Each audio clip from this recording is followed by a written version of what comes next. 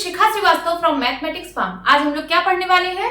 आज हम लोग class 8 chapter 4 that is data handling में ट्राई दिस का क्वेश्चन सॉल्व करेंगे, जो कि पेज नंबर 39 पर गिवन है।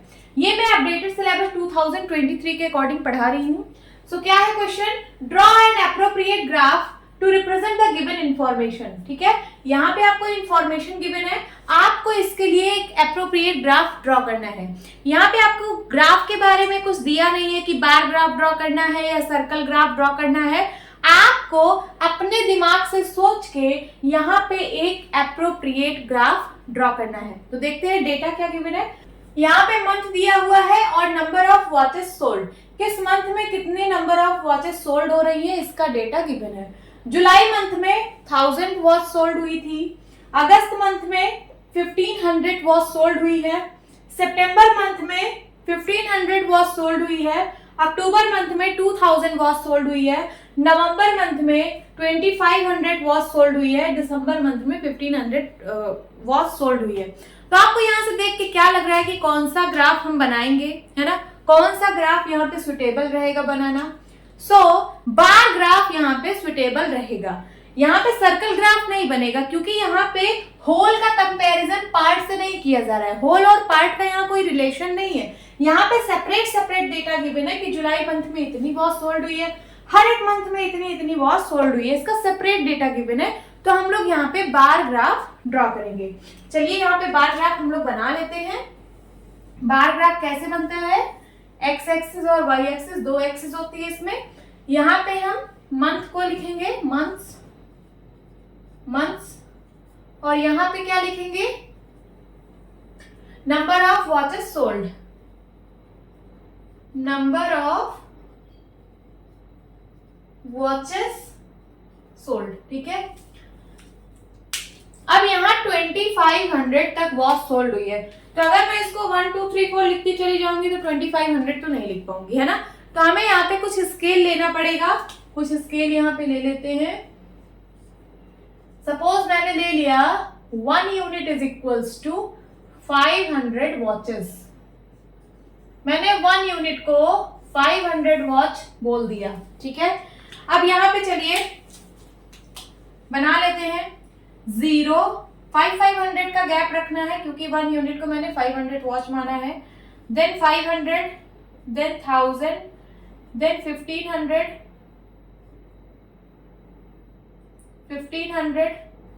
Then 2000 and then 2500। यहीं तक, इससे ज्यादा डेटा तो गिवन नहीं है, तो 2500 तक हम लोगों ने बना लिया।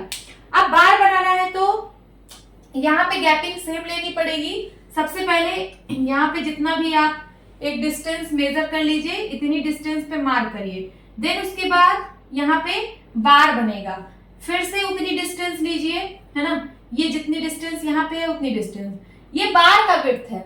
चलो मैं यहाँ पे सबका विड्थ इक्वल बनाती हूँ, स्पेस का भी और बार का भी। तो इतना विड्थ एक आप मतलब एक डिस्टेंस मेजर करिए, जैसे 1 सेंटीमीटर मान लीजिए, तो 1 सेंटीमीटर का यहाँ स्पेस छोड़ेंगे, फिर एक बार के लिए स्पेस, देन उसके बाद फिर से स्पेस, फिर यहाँ पे बार बनेगा, देन स्पेस, देन बार, फिर स्पेस, यहाँ बार बनेगा, फिर स्पेस, यहाँ बार बनेगा। कितना है? 1 2 3 4 5 6 1 2 3 4 5 एंड यहाँ पे ये 6। ठीक है, जुलाई मंथ यहाँ पे मैं लिखती हूँ जुलाई। ये जुलाई मंथ के लिए है 1000 वॉचेस सोल्ड हुई है। 1000 यहाँ पे है, इसको थोड़ा लाइन को एक्सटेंड करिए और ये जुलाई मंथ में यहाँ बार बना दीजिए। ये किसको शो कर रहा है जुलाई मंथ में?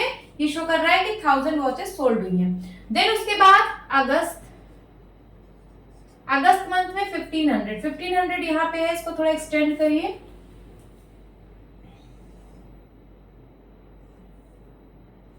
ये बन गया 1500।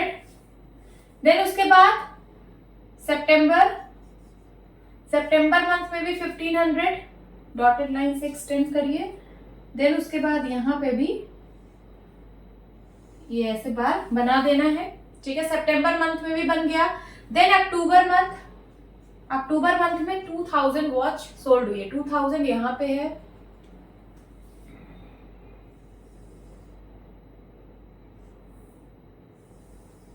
अक्टूबर मंथ में भी बना दिया हम लोगों ने। देन उसके बाद नवंबर, दिस इज नवंबर, नवंबर में भी 2500 वॉज सोल्ड हुई। 2500 यहाँ है, इसको स्केल से थोड़ा एक्सटेंड करना है, ठीक है, फिर यहाँ पे बार बना देना है। देन उसके बाद दिसंबर मंथ में 1500 वॉज सोल्ड हुई, तो 1500 यहाँ पे है, इसको स्केल से थोड़ा ऐसे एक्सटेंड करना है, देन यहाँ पे बार बना देना है।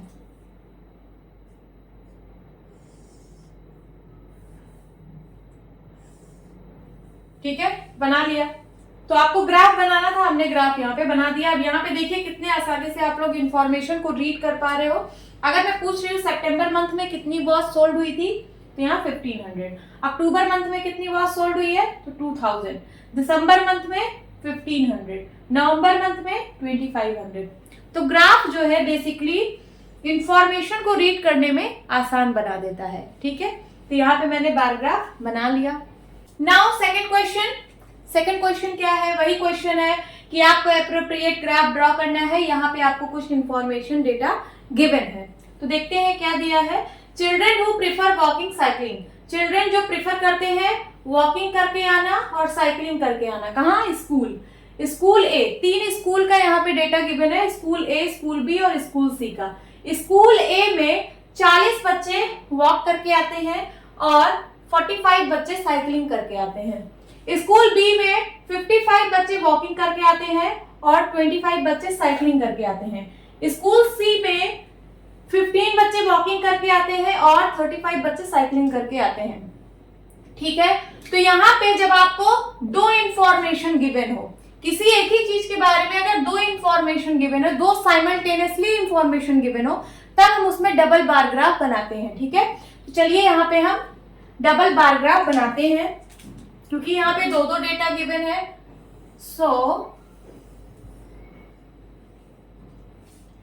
क्या होगा, यहाँ पे मैं नीचे शो करूंगी स्कूल ए, स्कूल बी और स्कूल सी, और यहाँ वॉकिंग साइकिलिंग, 2 चीजें हैं, तो वॉकिंग साइकिलिंग दोनों को बार से रिप्रेजेंट करना है। दोनों के लिए बार बनेगा, तो क्या दोनों के लिए सेम बार बनेगा, नहीं, हमें इसमें कंपैरिजन दिखाना है, तो इसके लिए हमें बार भी डिफरेंट लेने पड़ेंगे। तो बार कैसे डिफरेंट होगा, बस एक को ब्लैंक रहने दीजिए, ठीक है, जो बार ब्लैंक है उसको आप बोल दीजिए कि ये वॉकिंग को शो कर रहा है, और जो बार आप लोग फिल कर देंगे स्लैंटिंग लाइन से, वो बार यहां दिखा दीजिए कि ये साइकिलिंग को शो कर रहा है।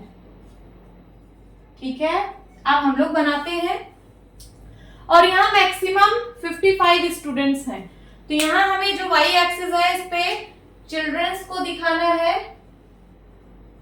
चिल्ड्रंस का मतलब नंबर ऑफ चिल्ड्रंस। ठीक है, अब नंबर ऑफ चिल्ड्रन है टोटल 55। 55 को कैसे दिखाएंगे, तो हम एक स्केल मान लेते हैं, यहाँ पे स्केल ले लेते हैं। 1 unit is equals to 5 children. ठीक है, 1 unit is equals to 5 children हम लोगों ने मान लिया। अब चलिए, दिस इज 0, 5, 10, 15, 20, 25, 30, 35, 40, 45, 45, 50, एंड ये थोड़ा सा और एक्सटेंड कर देंगे, यहाँ पे आ जाएगा 55। ठीक है, अब ये जो एक्स एक्सिस है इस पे हम लोग स्कूल दिखाएंगे, स्कूल ए, स्कूल बी और स्कूल सी। तो सबसे पहले आपको थोड़ा सा स्पेस छोड़ना है, देन उसके बाद यहाँ पे हम डबल बार ग्राफ बनाएंगे, एक बार ग्राफ देन दूसरा बार ग्राफ। ठीक है, फिर जितना स्पेस आपने यहाँ छोड़ा है फिर से इतना स्पेस आपको यहाँ छोड़ना है, फिर से हम डबल बार ग्राफ के लिए यहाँ पे स्पेस छोड़ेंगे, यहाँ डबल बार ग्राफ बनाएंगे, देन फिर से स्पेस, जो जितना स्पेस यहाँ और यहाँ, फिर से इतना स्पेस यहाँ, एंड देन यहाँ पे डबल बार ग्राफ, देन फिर से स्पेस, फिर से डबल बार ग्राफ। ठीक है, हमें 3 डेटा बनाना है, हमने यहाँ पे 4 कर लिया है इसको।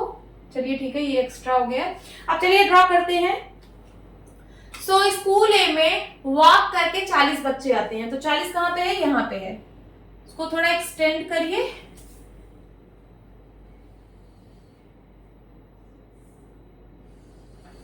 ये देखिए, ये वॉक करके आ रहे हैं, वॉक करने का एकदम ब्लैंक बार है, ठीक है, तो ये वॉकिंग को शो कर रहा है। और साइकिल करके 45 बच्चे आते हैं, तो ये है 45, इसको फिर से ऊपर ले जाइए एंड देन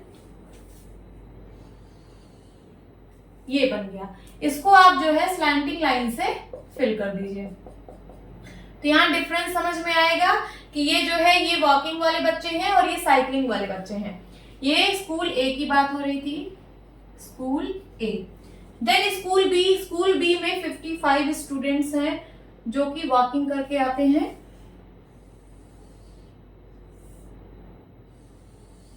ये है 55 स्टूडेंट्स एंड देन 25 ऐसे हैं जो साइकिलिंग करके आते हैं। यहां कहीं आएगा 25, बना लिया। इसको जो है स्लैंटिंग लाइन से फिल कर दीजिए, ठीक है। तो ये वॉकिंग को शो कर रहा है ये वाला बार, और ये वाला बार साइकिलिंग को शो कर रहा है। ये स्कूल बी की बात हो गई। देन स्कूल सी में 15 स्टूडेंट्स वॉकिंग करके आते हैं और 35 स्टूडेंट साइकिलिंग। तो 15 यहाँ पे है, ये रहा 15,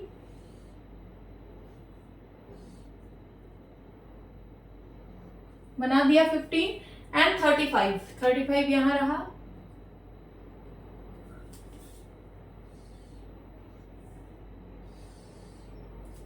इसको स्लैंटिंग लाइन से फिल कर दीजिए। ये क्या है, स्कूल सी, ठीक है। मैंने रिप्रेजेंट कर दिया इसको डबल बार ग्राफ से, ठीक है। ये जो यहाँ पे डेटा गिवन था, इंफॉर्मेशन गिवन था, इसके लिए सबसे एप्रोप्रिएट ग्राफ था डबल बार ग्राफ, जो कि हमने ड्रॉ कर दिया है। यहाँ पे मैंने वॉकिंग को ब्लैंक बार से रिप्रेजेंट किया है और साइकिलिंग को स्लैंटिंग लाइन से फिल करके शो किया है। और यहाँ पे स्केल लिया है 1 unit is equal to 5 children. ये जो 1 यूनिट का गैप है ये 5 चिल्ड्रन के बराबर है, ठीक है। तो अगर मैं यहाँ पे पूछूं कि स्कूल बी में साइकिलिंग करके कितने बच्चे आ रहे हैं, तो यहाँ से आप देख के बता सकते हो स्कूल बी में साइकिलिंग स्लैंटिंग लाइन से फिल हुआ है। ये देखिए साइकिलिंग करके कितने स्टूडेंट्स आ रहे हैं, 25। तो यहाँ से आप जो भी क्वेश्चन पूछेगा आप आंसर दे सकते हो। फिलहाल आपको सिर्फ ग्राफ ड्रॉ करना था, तो हम लोगों ने ग्राफ ड्रॉ कर दिया है। नाउ थर्ड क्वेश्चन इज, फिर से आपको एक एप्रोप्रिएट ग्राफ ड्रॉ करना है। यहाँ पे कुछ इंफॉर्मेशन दी गई है। क्या इंफॉर्मेशन दी है, percentage wins in ODI by 8 top cricket teams, ठीक है। यहाँ पे परसेंटेज विन्स को दिखाया गया है इन ओडीआई वनडे इंटरनेशनल में बाई 8 टॉप क्रिकेट टीम्स। यहाँ पे 8 टॉप क्रिकेट टीम्स हैं, देखिए टीम्स 8 है, 1 2 3 4 5 6 7 8 टीम्स है। कौन कौन सी, South Africa, Australia, Sri Lanka, New Zealand, England, Pakistan, West Indies and India, ठीक है। तो यहाँ पे वर्ल्ड कप 06 की बात हुई है और यहाँ पे 07, ठीक है। तो यहाँ देखिए 2006 में साउथ अफ्रीका ने 75% से विन किया था, and then Australia 61%, Sri Lanka 54%, New Zealand 47% and England 46%, Pakistan 45%, West Indies 44% and India 43%। और यहाँ देखिए 2007 में South Africa 78%, Australia 40%, Sri Lanka 38%, New Zealand 50%, England 50% and then Pakistan 44%, West Indies 30%, India 56%। तो इसके लिए कौन सा ग्राफ हम लोग बनाएंगे, क्या सुटेबल रहेगा, क्या एप्रोप्रिएट ग्राफ रहेगा इसके लिए। तो जब भी दो डेटा गिवन हो किसी एक चीज का, जैसे साउथ अफ्रीका का यहाँ पे देखिए 2 डेटा गिवन है, एक 75%, एक 78%। तो जब भी साइमल्टेनियसली 2 डेटा गिवन हो तो हम लोग डबल बार ग्राफ बनाते हैं, ठीक है। अब यहाँ 2006 और 2007 के लिए है, तो यहाँ पे 2 बार्स बनेंगे, तो 2 बार्स को थोड़ा सा मैं डिफरेंट कर देती हूँ। जो 2006 में आप बनाएंगे 06 में, उसको ब्लैंक छोड़िएगा, और जो 07 के लिए बन रहा है उसको आप जो है थोड़ा सा स्लैंटिंग लाइन से फिल कर देना है। क्या कर देना है, फिल कर देना है स्लैंटिंग लाइन से, तो वो 07 को शो करेगा। चलिए बनाते हैं। यहाँ पे मैंने इक्वल स्पेस ले लिया है बार्स के बीच में, और यहाँ डबल बार ग्राफ के लिए मार्किंग भी कर ली है, इक्वल मार्किंग, ठीक है। अब यहाँ ऊपर जो है वो परसेंटेज दिखाना है, तो मैं कोई स्केल मान लेती हूँ। जैसे यहाँ मैक्सिमम 78% तक गया है, तो मैं इसको स्केल ले लेती हूँ। 1 यूनिट इज इक्वल्स टू 10%। ठीक है, मैं 1 यूनिट को 10% यहाँ पे ले रही हूँ। चलिए यहाँ पे लिख लेते हैं 0, 10, 20, 30, 40, 50, 60, 70, 80, 90, 100। 100% तक मैं ले रही हूँ। ठीक है, अब देखते हैं साउथ अफ्रीका 75%, ठीक है, 2006 में विन की है। ठीक है, तो 75% से 75% कहाँ है, यहाँ पे है 75%, 70 और 80 के बीच में। तो चलिए यहाँ पे बार ग्राफ बनाते हैं।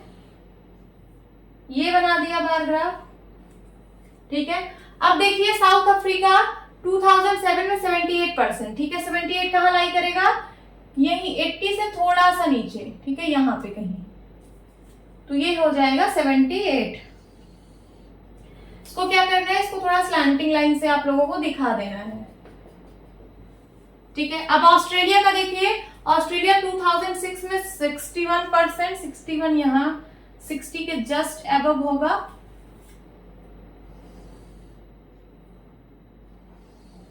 ये रहा 61%, यहाँ पे आप लिख भी सकते हैं 61। एंड देन 40%, 40 कहाँ पे है, यहाँ पे कहीं है, ये रहा 40। इसको स्लैंटिंग लाइन से दिखा देना है। देन श्रीलंका, श्रीलंका 54% 2006 में, तो उसको 6 वाले को मुझे ब्लैंक छोड़ना है। 54 यहाँ कहीं लाई करेगा, 50 से ऊपर, यहाँ पे आएगा 54। देन 54 के बाद 38 40 से थोड़ा सा नीचे, मीन्स यहाँ कहीं।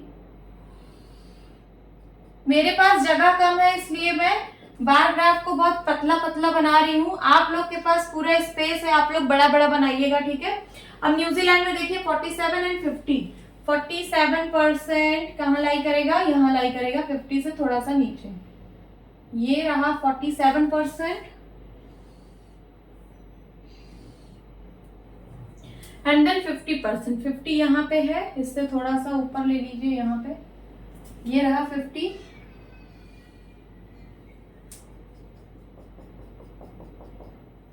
ठीक है, यहाँ आप लिख सकते हैं 47, ये 50 है।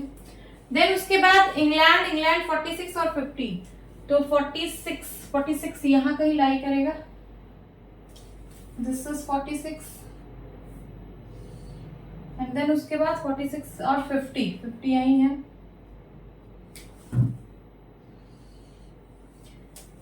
इस 2007 वाले को स्लैंटिंग लाइन से फिल कर देना है। देन उसके बाद पाकिस्तान 45% एंड 44%। 45 यहाँ कहीं लाई करेगा, 40 और 50 के बीच में, तो यहाँ कहीं डॉटेड लाइन से एक्सटेंड करना है। ये रहा 45 एंड देन 44 इससे थोड़ा सा छोटा, ये रहा, इसको स्लैंटिंग लाइन से फिल कर देना है। यहाँ लिख सकते हैं 45, 44। देन वेस्ट इंडीज 44 एंड 30, 44% यहाँ कहीं लाई करेगा, यहाँ कहीं 44%। This is 44 and then 30%। This is 30 की लाइन अगर मैं एक्सटेंड करूं तो यहाँ कहीं आने वाली है।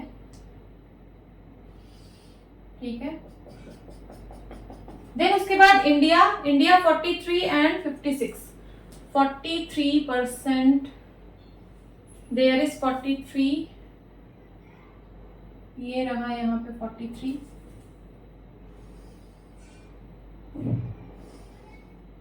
एंड देन 56 यहाँ कहीं आएगा, 60 से नीचे यहाँ तक आएगा। ठीक है,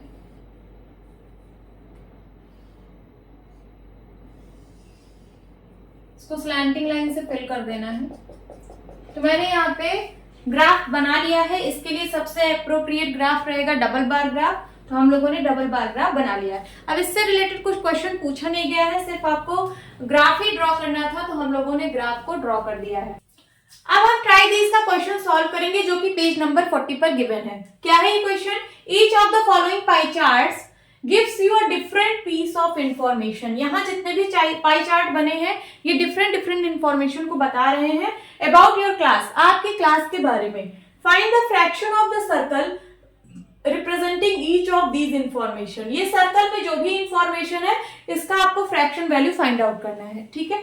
तो यहाँ पे देखिए, यहाँ पे गर्ल्स और बॉयज दो डेटा गिवन है। गर्ल्स 50% है और बॉयज 50% है। मींस आपके क्लास में, जैसे आपके क्लास में अगर 40 बच्चे हैं तो उसमें आधे बच्चे लड़कियां हैं और आधे बच्चे लड़के हैं। मींस 20 लड़कियां हैं और 20 लड़के हैं, ठीक है। 50% का मतलब आधा आधा, तो आधे जो है गर्ल्स है और आधे बॉयज है। इसका फ्रैक्शन वैल्यू फाइंड आउट करना है। तो फ्रैक्शन क्या होता है, फ्रैक्शन कैसे निकलेगा 50%?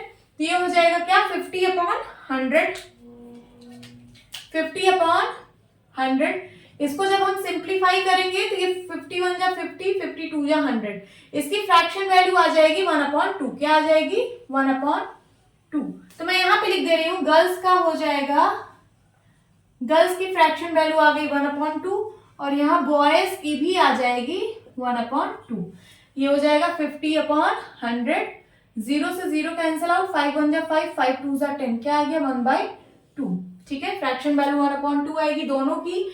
अब इसका देखते हैं, यहाँ पे ट्रांसपोर्ट टू स्कूल। आपके क्लास के जो बच्चे हैं वो स्कूल किसके थ्रू आ रहे हैं? मींस कुछ लोग वॉक करके आ रहे हैं, कुछ लोग बस या कार से आ रहे हैं और कुछ लोग साइकिल से आ रहे हैं।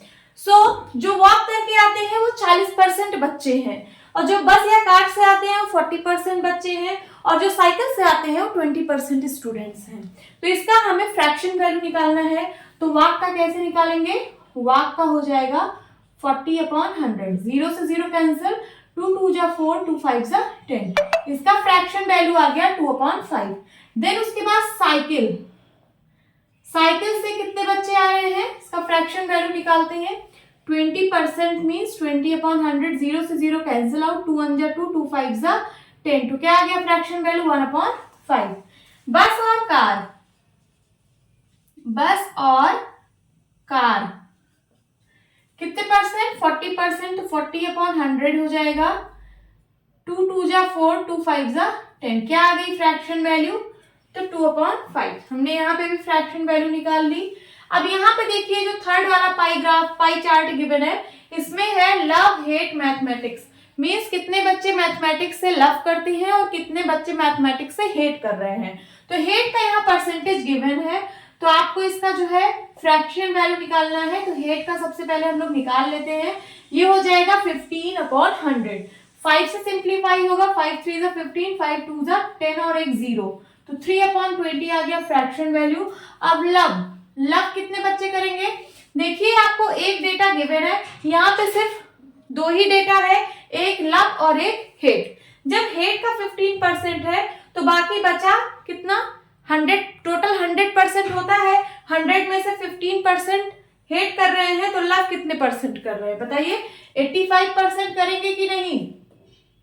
टोटल 100% है, तो 100% में से जब 15% लोग हेट कर रहे हैं तो लव कितने परसेंट लोग करेंगे? 85% लोग। तो लव का फ्रैक्शन निकालिए, कितने लोग मैथमेटिक्स से लव करते हैं? तो ये हो जाएगा 85/100। 5 से सिंप्लीफाई होगा, 5 1 जा 5, कैरी आया 3, 5 7 जा 35, 5 2 जा 10, 0, तो आ गया 17/20। ये हमने सबकी फ्रैक्शन वैल्यू यहाँ पे निकाल ली, यही आपका आंसर है।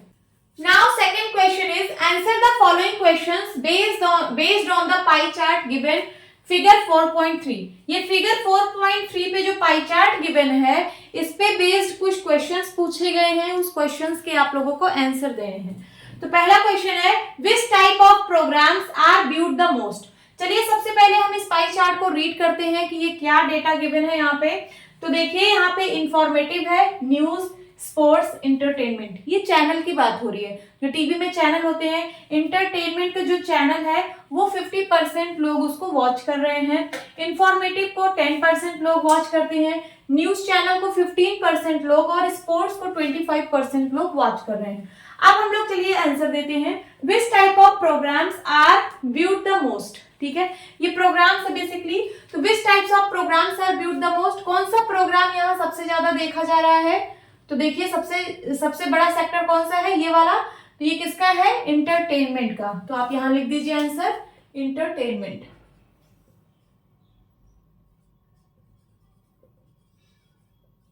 ठीक है, ये इसका आंसर हो गया। सेकेंड क्वेश्चन है, which two types of programmes have number of viewers equal to those watching sports channel. तो देखिए स्पोर्ट्स चैनल को कितने परसेंट लोग व्यू कर रहे हैं, 25% लोग स्पोर्ट्स चैनल को व्यू कर रहे हैं। अब बोल रहा है कि कौन सा टू टाइप का प्रोग्राम है जिसके number of viewers equal to है इसके वॉचिंग स्पोर्ट्स चैनल को, जो स्पोर्ट्स चैनल के देख रहे हैं उसके बराबर है। तो कौन से ऐसे दो प्रोग्राम्स हैं जिसका सम इसके बराबर है। तो देखिए कौन से ऐसे दो प्रोग्राम हैं जिसका सम 25% के बराबर है। तो ये 15 और 10। तो यहाँ पे आप लिख सकते हैं कौन कौन से प्रोग्राम्स लिखिए, तो न्यूज एंड इंफॉर्मेटिव। अगर इन दोनों का सम करेंगे 25% आ रहा है, तो ये आपका आंसर है न्यूज एंड इंफॉर्मेटिव। क्योंकि न्यूज कितने परसेंट लोग देख रहे हैं, 15% एंड इंफॉर्मेटिव 10%। अगर इन दोनों को मैं ऐड करूंगी तो इसका आंसर क्या आएगा, इसका आंसर आएगा 25%। तो पूछा था कौन से दो प्रोग्राम है ऐसे, तो आपको बताना है न्यूज एंड इंफॉर्मेटिव, यही आपका आंसर है। नाउ द क्वेश्चन इज, तो draw a pie chart of the data given below. क्या डेटा है, the times spent by a child during a day. एक चाइल्ड की यहाँ पे बात हो रही है, एक चाइल्ड एक दिन में कैसे टाइम स्पेंड कर रहा है उसका डेटा यहाँ पे गिवन है। ठीक है, तो कितनी देर सो रहा है, 8 घंटे, एक दिन में वो 8 घंटे सोता है। स्कूल कितनी देर के लिए गया, 6 घंटे के लिए। होमवर्क कितने घंटे कर रहा है, 4 घंटे। कितनी देर खेलता है दिन भर में, तो 4 घंटे। और अदर काम में कुछ भी हो सकता है, अदर काम कितने घंटे करता है, 2 घंटे। तो ये बेसिकली एक चाइल्ड का एक दिन का डेटा गिवन है कि वो कितनी देर सोता है, कितनी देर स्कूल में रहता है, कितनी देर होमवर्क करता है, कितनी देर खेलता है और कितनी देर अदर काम को करता है। ठीक है, तो 8 6 एक दिन में कितने घंटे होते हैं, 24 घंटे। मीन्स ये टोटल 24 आवर्स का डेटा आपको गिवन है। अब पाई चार्ट आप लोग रफली अगर बनाए तो कैसे बनाएंगे, यहाँ देखिए सबसे ज्यादा 8 घंटे दिख रहा है ना, 1 2 3 4 5 सर्कल का 5 सेक्टर बनाना है। चलिए मैं आपको रफली एक डायग्राम बना देती हूँ रफली, उसके बाद हम लोग अच्छे से समझेंगे कैसे पाई चार्ट ड्रॉ करना है। ठीक है, 5 सेक्टर में हमें डिवाइड करना है। सबसे बड़ा सेक्टर है 8 घंटे वाला, तो 8 घंटे वाला यहाँ सबसे बड़ा सेक्टर बना दीजिए, ये रिप्रेजेंट कर रहा है 8 घंटे। फिर इससे छोटा सेक्टर बनाइए, सपोज ये बना दिया मैंने 6 घंटे का। ठीक है, देन उसके बाद 4 घंटे का, इससे भी छोटा, ये मैंने गलत बनाया।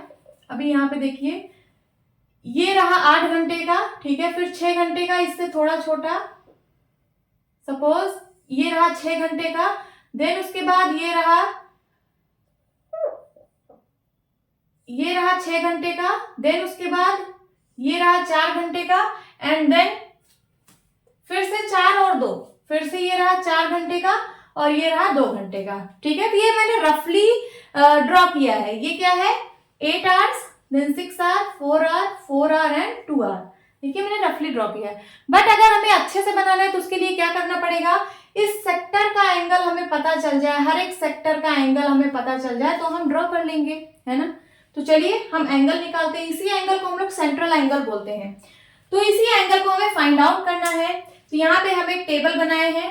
इस टेबल में सबसे पहला कॉलम एक्टिविटी का है, जो जो वो चाइल्ड एक्टिविटी कर रहा है दिन भर में, तो जैसे sleep, school, homework, play, others, ये एक्टिविटी का कॉलम हो गया। फिर नंबर ऑफ आवर्स, स्लीप कितने घंटे करता है, स्कूल कितने घंटे जाता है ना, कितने घंटे स्कूल में रहता है, होमवर्क कितने घंटे करता है, तो ये नंबर ऑफ आवर्स में हम लोगों ने दिखा दिया है।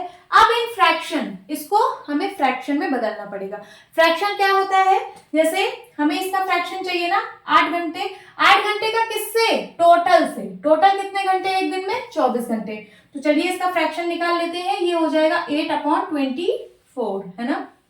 8 1 जा 8, 8 3 जा 24। इसका फ्रैक्शन वैल्यू आ गया 1/3। फिर 6 घंटे का 6/24, 6 1 जा 6, 6 4 जा 24। इसका फ्रैक्शन आ गया 1/4। देन 4 आवर्स का क्या हो जाएगा, 4/24, 4 1 जा 4, 4 6 जा 24, 1/6 आ गया फ्रैक्शन। और इसका 4 आवर्स है, तो फिर से इसका फ्रैक्शन आएगा 1/6। एंड 2 आवर्स का क्या आएगा, 2/24। इसको सिंप्लीफाई करेंगे तो ये 1/12 आएगा। 2 1 जा 2 एंड 2 12 जा 24। तो इसका फ्रैक्शन वैल्यू क्या आ गया, 1/12। अगर ये क्लियर नहीं हो रहा है तो मैं यहाँ पे सिर्फ टेबल बना देती हूँ पूरा। अब आप लोग को क्लियर हो जाएगा।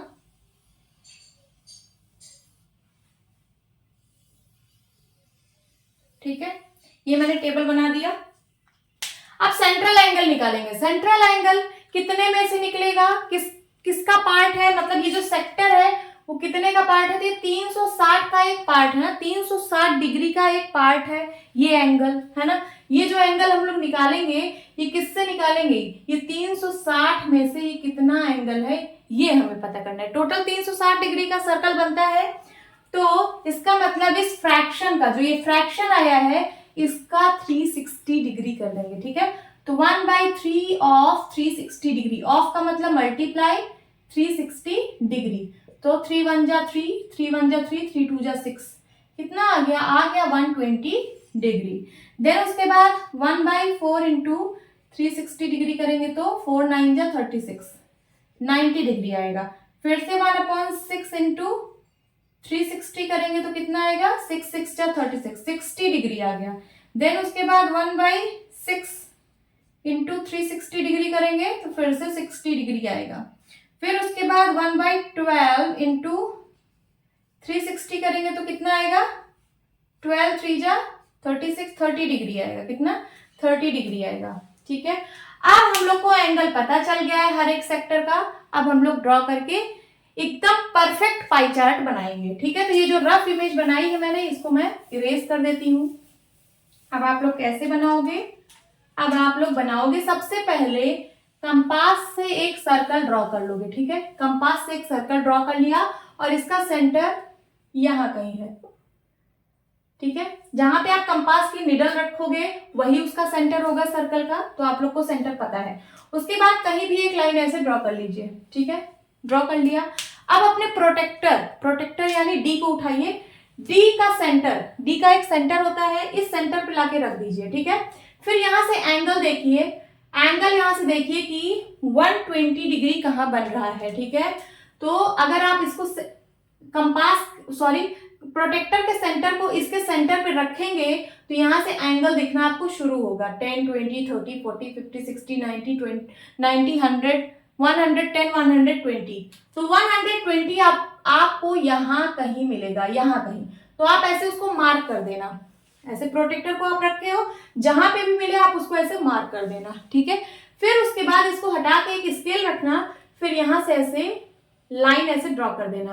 तो ये कितने डिग्री का एंगल बन गया, 120 डिग्री का एंगल बन गया।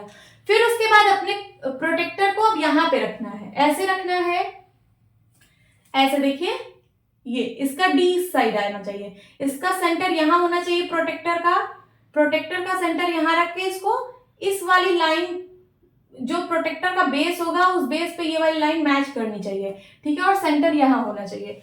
फिर उसके बाद कितने डिग्री का एंगल बनाओगे, 90 डिग्री का।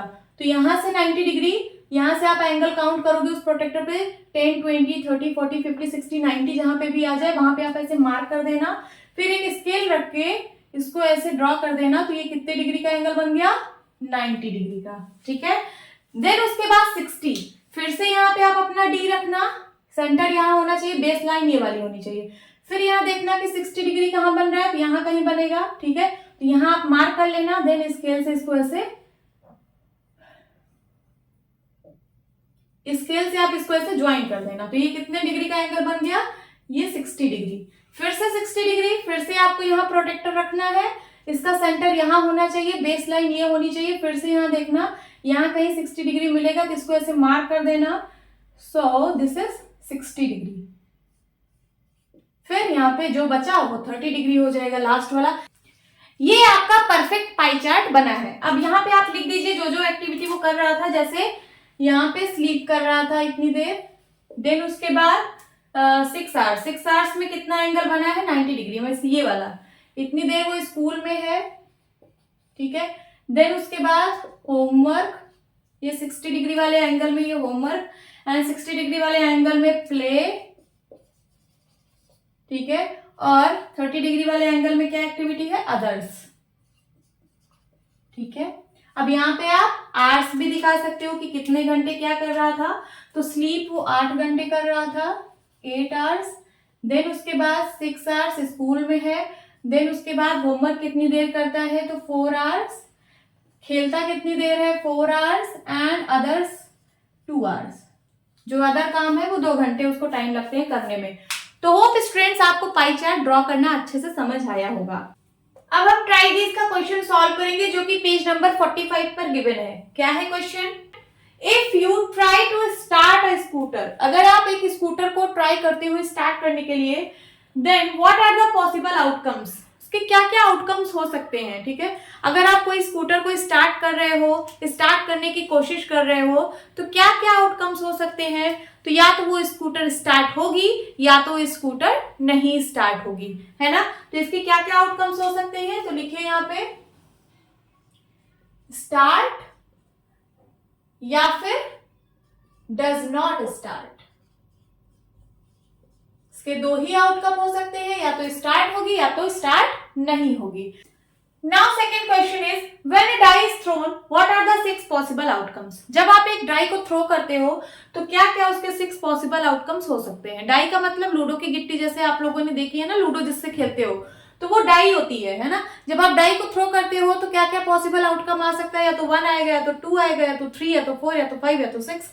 अगर आपके मन में एक 6 आ जाए, क्या जरूरी है 6 आ जाता है, नहीं, कुछ भी आ सकता है, ठीक है। रैंडम एक्सपेरिमेंट है। रैंडम एक्सपेरिमेंट का मतलब होता है कि जिसका आउटकम फिक्स ना हो, कुछ भी आउटकम आ सकता है, ठीक है। तो क्या क्या आउटकम आ सकता है, या तो 1 आएगा, या तो 2, या तो 3, या तो 4, या तो 5, या तो 6। यही इसका आंसर है।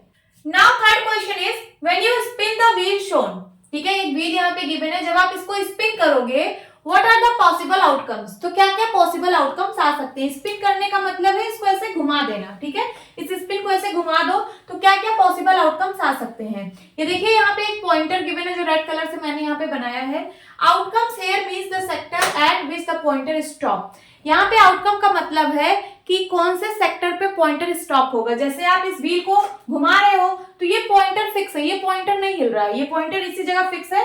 ये व्हील घूमेगा तो आपको बताना है कि कौन सा ऐसा सेक्टर है, मतलब कौन सा ऐसा सेक्टर होगा जहां पे ये पॉइंटर स्टॉप होगा, ठीक है। तो क्या क्या आउटकम हो सकता है, कुछ भी हो सकता है।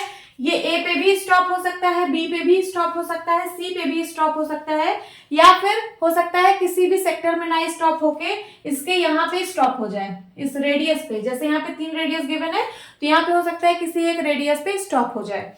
तो क्या क्या आउटकम्स हो सकते हैं, पहला है पॉइंटर स्टॉप्स एट ए पे भी स्टॉप हो सकता है। Second, pointer stops at B पे भी स्टॉप हो सकता है। पॉइंटर स्टॉप्स एट सी पे भी स्टॉप हो सकता है। या फिर pointer may be stop at any of the radii, ठीक है। रेडियस का प्लूरल फॉर्म है रेडियाई, तो किसी भी रेडियस पे, ठीक है। यहाँ पे मैंने रेडियाई इसलिए लिखा है क्योंकि यहाँ पे एक से ज्यादा रेडियस है तो प्लूरल फॉर्म यूज होगा, तो रेडियस का प्लूरल फॉर्म रेडियाई होता है। तो देखिए जैसे मैंने इस व्हील को घुमाया तो या तो ये सेक्टर ए पे हो सकता है कि रुक जाए, या फिर सेक्टर सी पे हो सकता है रुक जाए, या फिर हो सकता है सेक्टर बी पे रुक जाए, या फिर कोई ऐसी भी कंडीशन आ सकती है कि ये किसी भी सेक्टर में ना रुक के किसी एक रेडियस पे आके पॉइंटर रुक जाए। जैसे कैसे, जैसे यहाँ पे मैं एक डायग्राम के थ्रू समझा रही हूँ, ये है ना आपका रेडियाई, ठीक है, तो ये पॉइंटर कहाँ आके रुक जाए, पॉइंटर यहाँ पे आ जाए, ठीक है, जब मैंने व्हील को घुमाया तो ये किसी रेडियस पे आ जाए, ठीक है, तो ऐसी भी कंडीशन बन सकती है। सो यही आपका आंसर है। Now fourth question is, you have a pot with 5 identical balls of different colours and you are to pull out a ball without looking at it, list at the outcomes you would get. ठीक है, आपको यहाँ पे क्या है, एक pot given है, इस पॉट में आइडेंटिकल बॉल्स डाली हुई है, इस पॉट में आइडेंटिकल बॉल्स पड़ी हुई हैं। आइडेंटिकल बॉल का मतलब है कि शेप और साइज सेम है, इसका शेप और इसका साइज लिख लीजिए, shape and size are same. ठीक है, तो जो भी यहाँ पे बॉल है इसका शेप और साइज बिल्कुल सेम है, एक जैसी बॉल है, बस हाँ इसका डिफरेंट डिफरेंट कलर है। ठीक है, अब आपको आंख बंद करके इसमें से एक बॉल निकालनी है। ठीक है, आपको आंख बंद करके इसमें से एक बॉल निकालनी है विदाउट लुकिंग। विदाउट लुकिंग का मतलब बिना देखे मीन्स आंख बंद करके इसमें से एक बॉल निकालनी है। ये देखिए, you are to pull out, pull out का मतलब निकालना है ए बॉल, एक बॉल निकालना है without looking at it, list the outcomes you would gate. आपको बताना है कि आपको क्या क्या आउटकम्स मिल रहा है, क्या आउटकम आपको मिलेगा। तो यहाँ पे देखिए एक पॉट है, एक पॉट में 5 आइडेंटिकल बॉल्स हैं विद डिफरेंट कलर्स, एक व्हाइट है, एक रेड है, एक ब्लू बॉल है, एक ग्रीन बॉल है और एक येलो बॉल है। 5 डिफरेंट कलर्स की बॉल है। आपको बिना देखे इसमें से एक बॉल निकालनी है और आपको बताना है कि आपको क्या आउटकम मिलेगा। तो देखिए यहाँ पे, या तो आपको व्हाइट मिल सकता है, या तो आपको रेड मिल सकता है, या तो ब्लू, या तो ग्रीन, या तो येलो, इसमें से कुछ भी मिल सकता है। हम कंफर्म नहीं हो सकते कि हमें ब्लू ही मिलेगी, है ना, हम श्योर नहीं है कि हमें ब्लू ही मिलेगी, कि मैंने हाथ डाला और सिर्फ ब्लू बॉल ही बाहर आएगी, नहीं, क्योंकि सब छूने में तो सेम है। ऐसा तो है नहीं कि उसका साइज डिफरेंट है, उसका शेप डिफरेंट है, मैं पहचान लूंगी कि ये ब्लू कलर की बॉल है। सबका शेप साइज सेम है, तो कोई भी बॉल हाथ में आ सकती है ना। तो इसमें से कुछ भी आउटकम हो सकता है, या तो व्हाइट, या तो रेड, या तो ब्लू, या तो ग्रीन, या तो येलो, यही आपका आंसर है। अब हम ट्राई दिस का क्वेश्चन सॉल्व करेंगे जो कि पेज नंबर 48 पर गिवन है। क्या है ये question, suppose you spin the wheel. आप सपोज करो कि आप एक व्हील को स्पिन कर रहे हो, ये यहाँ पे एक व्हील बनी हुई है, आपको इसको स्पिन करना है। स्पिन का मतलब ऐसे घुमा देना है। इस व्हील में देखिए सेक्टर्स बने हुए हैं, मैंने बताया ये जो सर्कल के जो ऐसे इसको अगर डिवाइड कर दो तो ये क्या होता है, ये एक सेक्टर है, इसको हम लोग सेक्टर बोलते हैं। ये देखिए दिस इज सेक्टर। तो यहाँ पे देखिए कितने सेक्टर बने हुए हैं, 1 2 3 4 5 6 7 8 सेक्टर है टोटल। और वो जो 8 सेक्टर है उसमें कलर किया गया है, हर एक सेक्टर में अलग अलग कलर है। जैसे आर का मतलब है रेड कलर, आर का मतलब यहाँ पे रेड है, और जी का मतलब है ग्रीन कलर। ठीक है, तो ये जो सेक्टर है ये रेड कलर का है, ये जो सेक्टर है ये ग्रीन कलर का है, देन ये जो सेक्टर है ये रेड कलर का है, ये सेक्टर ग्रीन कलर का है। तो बेसिकली यहाँ आर रेड कलर को शो कर रहा है, जी ग्रीन कलर को शो कर रहा है, और यहाँ पे एक पॉइंटर है। ये देखिए ये जो रेड कलर से मैंने एरो बनाया है ये एक पॉइंटर है। अब जब मैं इस व्हील को घुमाऊंगी, इस व्हील को अगर घुमाऊंगी तो ये पॉइंटर किसी ना किसी सेक्टर पर स्टॉप होगा। ठीक है, तो ये रहा फिगर से रिलेटेड कुछ बात। अब चलिए क्वेश्चन देखते हैं क्या क्या पूछा गया है।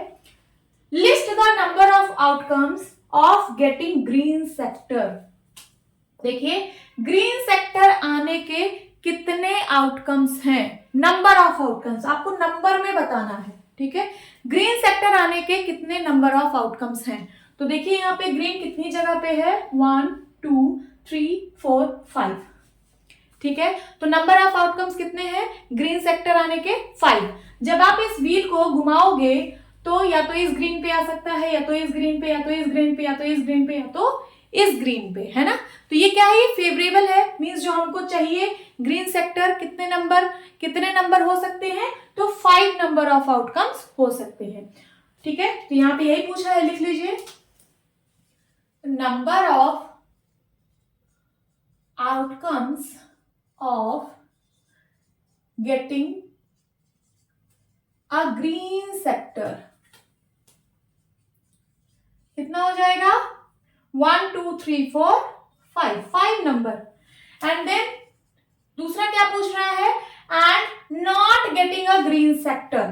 तो लिखिए number of outcomes of getting non green sector. Non green sector, ठीक है। नॉन ग्रीन का मतलब यहां पे दो ही कलर है, एक ग्रीन और या फिर रेड। नॉन ग्रीन का मतलब red sector, getting red sector. तो मैं इसको दूसरे नाम से भी लिख सकती हूं, क्या? कि नंबर ऑफ गेटिंग, ये जो है नहीं है, मैंने स्लैश लगाया। स्लैश का मतलब ऑब्लिक, ऑब्लिक का मतलब है या तो ये या तो ये। तो number of outcomes of getting red sector, red sector, ठीक है। बेसिकली ये दोनों एक ही चीज को रिप्रेजेंट कर रहे हैं। इसको मैंने दो तरीके से लिखा है। तो इसका क्या आंसर आने वाला है? Non green. नॉन ग्रीन का मतलब रेड। तो रेड देखिए कितनी जगह है, 1 2 3। तो कितने नंबर ऑफ आउटकम्स हो सकते हैं? 3। यही आपका आंसर है। अब सेकेंड क्वेश्चन है, find the probability of getting a green sector. Getting a green sector यहाँ पे एक इवेंट है। तो प्रोबेबिलिटी का क्या फॉर्मूला मैंने बताया था?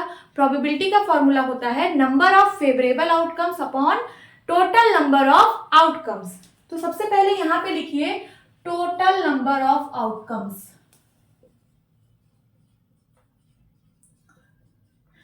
टोटल नंबर ऑफ आउटकम्स, कितने नंबर ऑफ आउटकम्स इसमें हो सकते हैं आप बताइए। यहाँ पे देखिए 8 कलर्स हैं, 8 सेक्टर है। तो या तो ग्रीन आएगा या तो रेड, या तो ग्रीन या तो रेड, या तो ग्रीन या तो रेड, या तो ग्रीन या तो रेड। कितने टोटल नंबर ऑफ आउटकम्स है? 8। 1 2 3 4 5 6 7 8, ठीक है। अब फेवरेबल, फेवरेबल का मतलब है कि गेटिंग अ ग्रीन सेक्टर। तो लिखिए यहाँ पे number of favourable outcomes. Favourable का मतलब है जो हमारे पक्ष में है, जो हमको चाहिए। हमको क्या चाहिए? हमको चाहिए ग्रीन सेक्टर। तो ग्रीन सेक्टर के कितने नंबर्स हैं? 1 2 3 4 5, ठीक है। हमें निकालनी प्रोबेबिलिटी है। तो प्रोबेबिलिटी ऑफ इवेंट, यहां पे इवेंट क्या है? Getting a green sector. आप ऐसे भी लिख सकते हो probability of getting green sector, ठीक है, is equals to total number of favourable outcomes upon total number of outcomes. तो यहां पे आप लिख सकते हैं number of favourable outcomes upon total number of outcomes. यही होता है फॉर्मूला प्रोबेबिलिटी का। तो हमें फेवरेबल आउटकम्स पता है कितने नंबर है? 5, एंड टोटल आउटकम्स कितने हैं? 8। This is your answer. And last is find the probability of non getting green sector. Green sector ना आने की क्या प्रोबेबिलिटी है?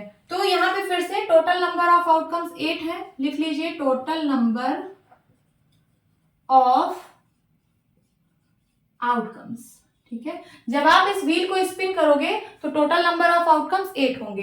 या तो ये पॉइंटर ग्रीन पे स्टॉप होगा, या तो रेड पे, या तो ग्रीन पे, या तो ग्रीन पे, या तो ग्रीन पे, या तो रेड पे, या तो ग्रीन पे, या तो रेड पे। तो टोटल नंबर ऑफ आउटकम्स कितने हैं? 8। 1 2 3 4 5 6 7 8। लिख लीजिए 8। And then number of favourable outcomes कितने हैं? हमें क्या चाहिए? Non getting a green sector. Green sector हमें नहीं चाहिए, मीन्स हमें रेड सेक्टर चाहिए। तो रेड सेक्टर के कितने आउटकम्स हैं? 1 2 3। तो हमारे फेवर में कितने हैं? 3 नंबर ऑफ आउटकम्स, ठीक है। सो प्रोबेबिलिटी का फॉर्मूला लगाइए, आंसर निकाल दीजिए। तो प्रोबेबिलिटी ऑफ इवेंट, इसको हम लिख सकते हैं probability of getting non green sector भी लिख सकते हैं या फिर रेड सेक्टर भी लिख सकते हैं। चलिए नॉन ग्रीन ही लिख देती हूं, नॉन ग्रीन सेक्टर क्या हो जाएगा, फिर से वही formula, number of favourable outcomes, FAB का मतलब फेवरेबल है, फेवरेबल की स्पेलिंग यहाँ पे लिखी हुई है, आप लोग देख लेना, and divide by total number of outcomes. ठीक है, तो फेवरेबल में कितना है 3 और टोटल कितना है 8। This is your answer. Hope students आपकी क्लास अच्छी लगी होगी। मिलती हूँ अपनी नेक्स्ट वीडियो में, तब तक के लिए bye bye and take care.